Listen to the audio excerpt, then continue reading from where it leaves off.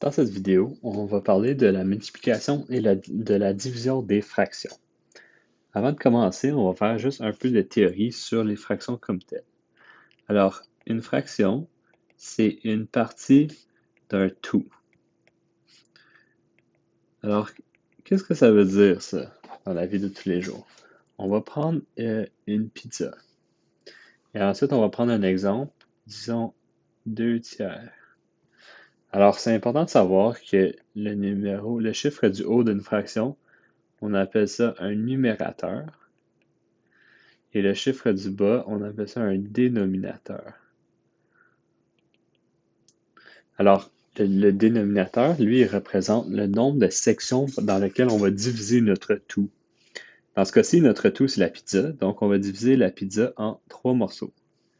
Par la suite, le numérateur, ça représente le nombre de morceaux, le nombre de sections qu'on choisit. Donc, dans cet exemple-ci, le numérateur, c'est 2. Alors, on choisit 2 morceaux sur 3. Alors maintenant, on va parler de la multiplication des fractions. Alors, lorsqu'on multiplie des fractions ensemble, il y a 2 étapes qu'il faut suivre. Alors, la première, c'est on va multiplier les numérateurs. Alors, ce que ça veut dire, ça, c'est on va tout simplement multiplier les deux numérateurs des deux fractions ensemble. La deuxième étape, on va multiplier les dénominateurs des fractions ensemble. Multiplier.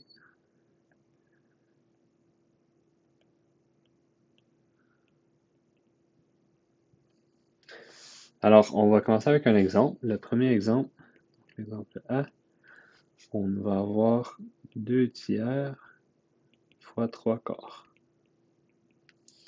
Alors, si on suit les étapes de résolution de multiplication de fractions, la première étape, on multiplie les numérateurs ensemble. Alors, 2 fois 3, ça donne 6. Et par la suite, on multiplie les dénominateurs ensemble. Alors, 3 fois 4 égale à 12. Maintenant, on se rappelle que lorsqu'on fait n'importe quelle opération avec des fractions, c'est toujours important de simplifier à la fin. Alors ici, on peut remarquer qu'on peut diviser par 6 le numérateur et le dénominateur et on obtient une demi, qui est la réponse finale pour cet exemple. Maintenant, on va continuer avec l'exemple B, où on a 5/6 fois 3/10. Alors, on se rappelle que dans l'exemple précédent, on a simplifié à la fin de la réponse, dans le fond, après avoir fait la multiplication. Mais c'est aussi possible de simplifier avant de faire l'opération, comme dans ce cas-ci. Donc, on va remarquer toutefois que la fraction 1, on ne peut pas simplifier. La fraction 2, on ne peut pas simplifier. Toutefois, si on va en diagonale comme ceci, on peut simplifier. Alors, on appelle ça la simplification croisée, ou en croix, si vous voulez. Alors, on va remarquer que la paire numéro 1, on peut diviser par 5, et la paire numéro 2, on peut diviser par 3. Alors, qu'est-ce que ça donne, ça? Dans le fond, le 5, on le divise par 5, ça donne 1. Ensuite, on va faire le 10 tout de suite. Alors, 10 divisé par 5, ça donne 2. Ensuite, le 6, on le divise par 3, ça donne 2. Et ensuite, le 3, on le divise par 3, ça donne 1. Alors, au lieu de faire l'opération avec des nombres non simplifiés, ce qui peut être plus compliqué, on simplifie avant. Comme ça simplifie, ou dans le fond, ça rend l'opération plus facile par la suite.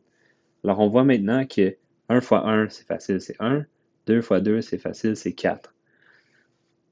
Alors, en le faisant de cette façon-ci, c'est beaucoup plus facile pour la suite.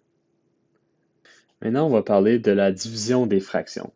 Alors, il y a un peu plus d'étapes pour la division des fractions, dont la première, on va dire garder la première fraction intacte. Alors, peut-être que ça ne fait pas vraiment de sens en ce moment, mais vous allez voir avec les exemples que c'est assez logique.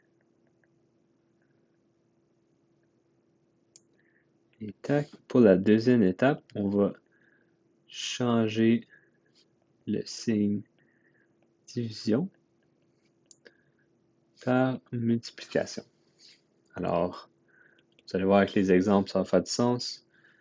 Et ensuite, on va retourner la deuxième fraction.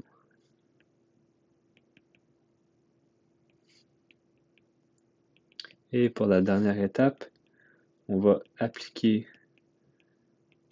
la multiplication. Alors, lorsqu'on applique la multiplication, on fait tout simplement faire les étapes qu'on vient de faire dans les exemples précédents, où on multiplie le numérateur et multiplie le dénominateur.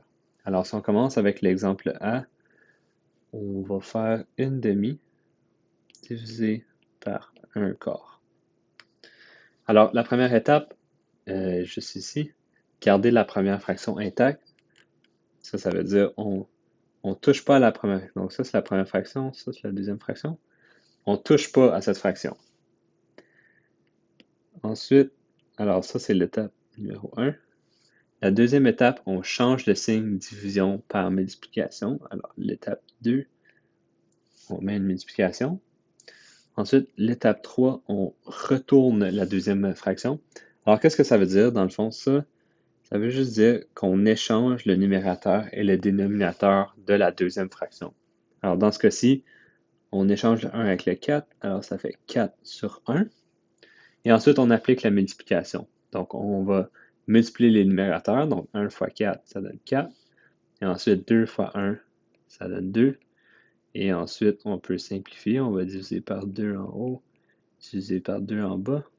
Et ça va nous donner 2. Alors, pour l'exemple B des divisions des fractions, on va faire 5/8 divisé par 5/6. Alors, on va appliquer la première étape, qui est, on garde la première fraction intacte, on n'y touche pas.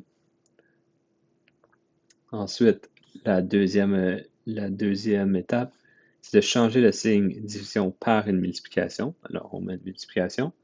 Et finalement, on retourne la deuxième fraction. Donc, on échange le 5 et le 6. Ça fait 6 et 5. Et maintenant, on peut appliquer la multiplication.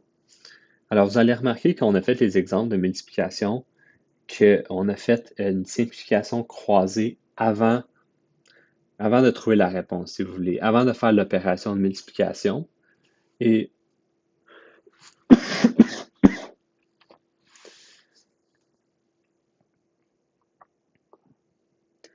c'est exactement ce qu'on va faire dans ce cas-ci aussi. Alors, on va faire une paire ici, une deuxième paire ici. Alors, la première paire, on va diviser par 2. Et la deuxième paire, on va diviser par 5. Alors, en le faisant comme ça, on simplifie nos calculs par la suite. Donc, qu'est-ce que ça donne? Ça donne 1 sur 4 fois 3 sur 1. Alors, on obtient 3 fois 1, ça donne 3. C'est 4 fois 1, ça donne 4. Alors, la réponse est 3/4. Alors, on va le faire sans faire la simplification croisée, juste pour voir c'est quoi les étapes qu'il aurait fallu faire si jamais on ne voit pas qu'on peut faire une simplification croisée. Alors, à ce point-ci, on applique la multiplication. Je vais juste réécrire le problème. Fois 6, 5. Alors, on fait 5 fois 6 égale 30. Et ensuite, 8 fois 5 qui donne 40. Alors, on remarque, on peut diviser par 10 au 2. Alors, ça donne 3/4. Alors, la réponse est toujours la même dans les deux cas. C'est juste que faire la simplification croisée, ça simplifie les calculs et ça fait qu'on n'a pas besoin de simplifier après avoir fait l'opération de multiplication. Alors maintenant, si vous voulez maîtriser la multiplication et la division des fractions, c'est important de faire des exercices pratiques pour gagner de l'expérience et ainsi mieux comprendre ces concepts. Alors, je vous propose de faire ces exercices ci-dessous. et n'hésitez pas à mettre vos réponses dans les commentaires.